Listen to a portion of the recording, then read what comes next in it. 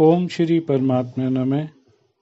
आज हम श्रीमद् भागवत महात्म्य पहला अध्याय 56वें श्लोक से पाठ करेंगे। इसमें सूत जी कहते हैं, मुनिवर, नारद जी ने एक क्षण में ही उसका कारण जानकर कहा। नारद जी ने कहा, देवी सावधान होकर सुनो, यह दारुण कलयुग है। इस समय सदाचार, योग मार्ग और तप आदि सभी लुप्त हो गए हैं। लोग शठता और दुष्कर्म में लगकर अघासुर बन रहे हैं। संसार में जहाँ देखो वहीं सत्पुरुष दुख से मलान हैं और दुष्ट सुखी हो रहे हैं। इस समय जिस बुद्धिमान पुरुष का धैर्य बना रहे वही बड़ा ज्ञानी या पंडित है।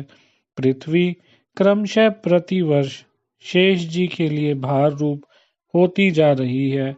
अब यह छूने योग्य तो क्या, देखने योग्य भी नहीं रह गई है और न इसमें कहीं मंगल ही दिखाई देता है।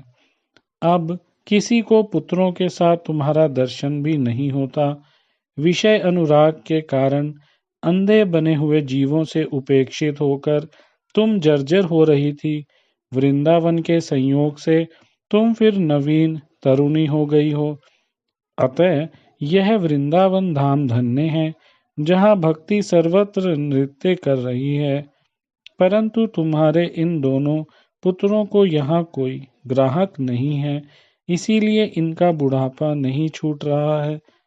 यहाँ इनको कुछ आत्म सुख की प्राप्ति होने के कारण ये सोते से जान पड़ते हैं। भक्ति ने कहा, राजा परीक्षित ने इस पापी कलयुग को क्यों रहने दिया?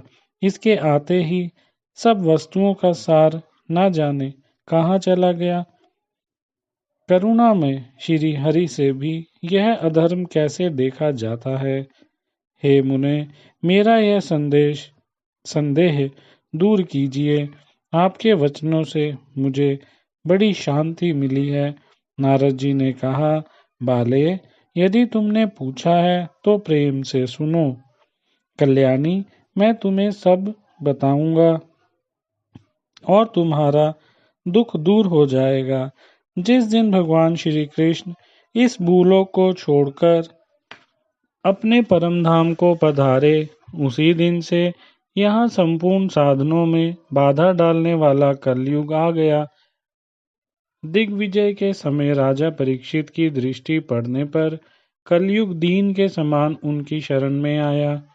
भ्रमर के समान सारग्राही राजा ने यह निश्चय किया कि इसका वध मुझे नहीं करना चाहिए, क्योंकि जो फल तपस्या, योग एवं समाधि से भी नहीं मिलता, कलयुग में वही फल श्री हरि कीर्तन से ही भली भांति मिल जाता है।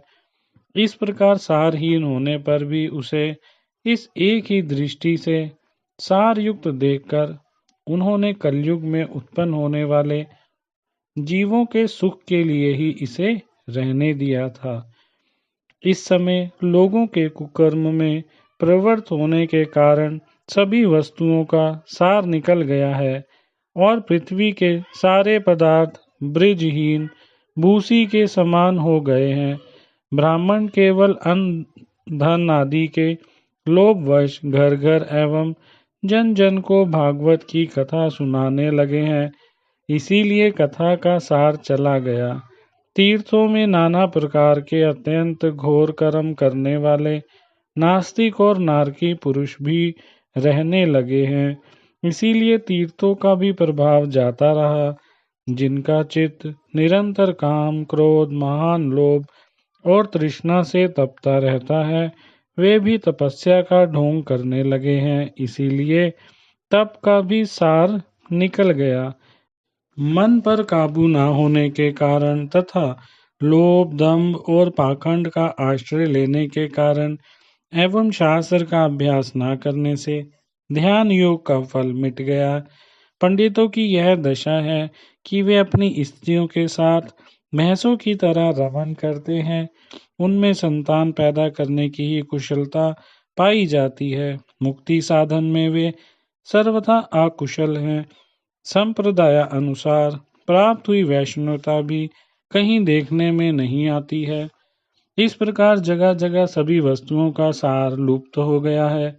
यह तो इस युग का स्वभाव ही है, इसमें किसी का दोष नहीं है। इसी से पुंडरीकाक्ष भगवान बहुत समीप रहते हुए भी यह सब सह रहे हैं।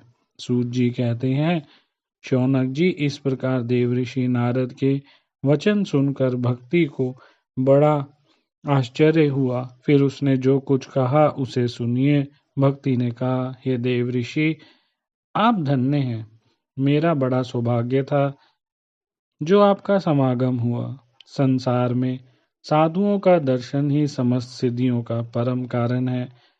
आपका केवल एक बार का उपदेश धारण करके कयाधु कुमार प्रहलाद ने माया पर विजय प्राप्त कर ली थी। ध्रुव ने भी आपकी कृपा से ही ध्रुव पद प्राप्त किया था। आप सर्व मंगलमय और साक्षात श्री ब्रह्मा जी के पुत्र हैं। मैं आपको नमस्कार करती हूँ। और आज श्रीमद् भागवत महात्म्य का पहला अध्याय नारद जी की भक्ति से भेंट पूर्ण होता है।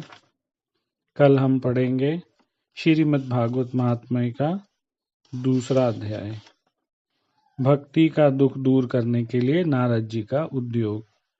आगे पाठ सुनने के लिए आप हमारे चैनल को सब्सक्राइब करें। धन्यवाद।